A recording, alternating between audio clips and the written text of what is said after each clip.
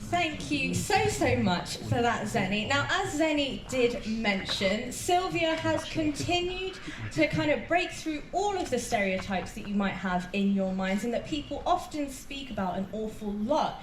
And she's well and truly inspired and motivated many people around the world, not just as a lawyer, but also as a gamer, and a really great one at that as well. So please put your hands together and give a very warm welcome to Sylvia Queen Arrow Gathoni.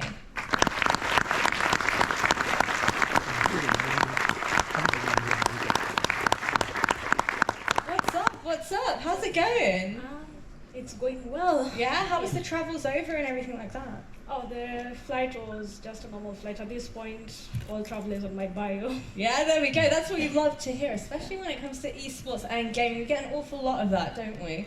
Definitely. A lot of it, most definitely. So first and foremost, I need to ask you probably the question that a lot of people here are thinking is, what kind of challenges did you and do you face along the way of, you know, no big deal or anything, but becoming the first pro female athlete in Africa? I've faced several challenges in that, I'd say, intersection of being black, being African, and being a woman. Mm-hmm. I'd say the first challenge was, I'd say, learning tech and at a professional level. A lot of my community members already had more than enough experience with the game, and I had to learn everything from scratch, which was a very arduous journey, learning frame data, learning movement.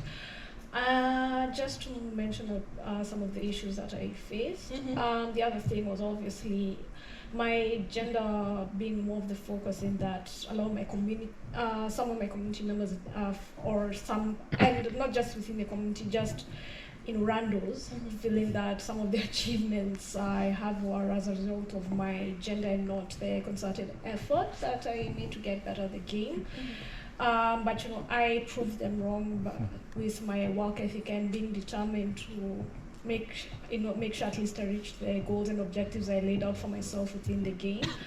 The other aspect is being African. It means that traveling is a bit more restricted because I have to go the extra mile just to apply for visas, just like, for example, having to apply for a visa to carry on to France, which I feel is unfair because my other counterparts in other parts of the world don't have to go through the most just to get the same opportunities that they deserve, and that needs to change because we can't keep talking about Africa being a strategic partner and equal.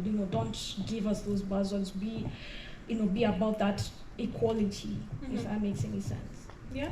So how do you? Oh yeah, come on, give it a round of applause. Let's go.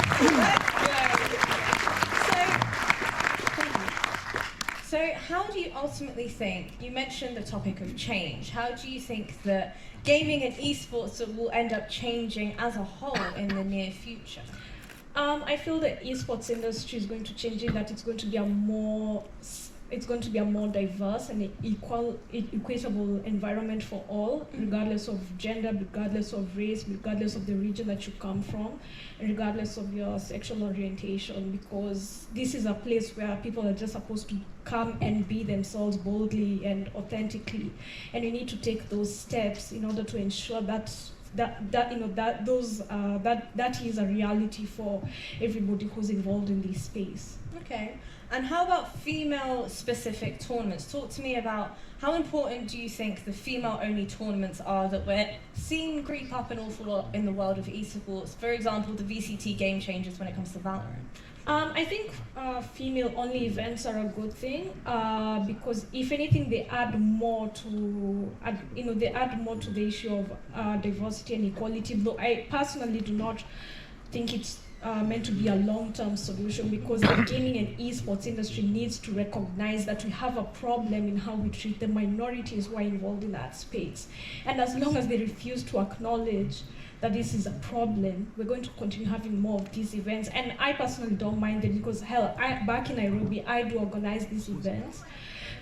Because I feel that, as I said, the industry has refused to recognize this problem, and I want to provide women and other minorities that safe space where they can just learn and compete and just be themselves without having to justify time and again why they are in this space. And how has the reception of the female-only tournaments that you're hosting been going? Oh, people have really been happy because it's a good thing more and more women are coming out and they're just coming to play. Even if it's just casually or professionally, they start to realize the opportunities that are in this space, and they realize that it's not only just being about being a pro player. They can come and organize events. They can come be cosplayers. They can photograph, become photographers, and etc. Now, obviously, everybody here has just witnessed the amazing video that you were in, by the way. Shout out to you for that one. And we saw you try out the Evnia products firsthand, so I think what everybody here is thinking, what were your first impressions as being one of the first people in the world to try them out? The thing is, I felt like I was part of something bigger, for one.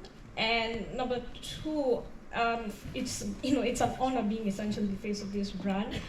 I just felt like this is something that everybody needs to have in their own setup, and the fact that Evnia is targeting those who defy the rules, those who refuse to play by the rules of the game, pun definitely intended. That is something that we need to have this in every setup, in every home. She said it better than I ever could. Please give her a round of applause. Thank you so much, Sylvia.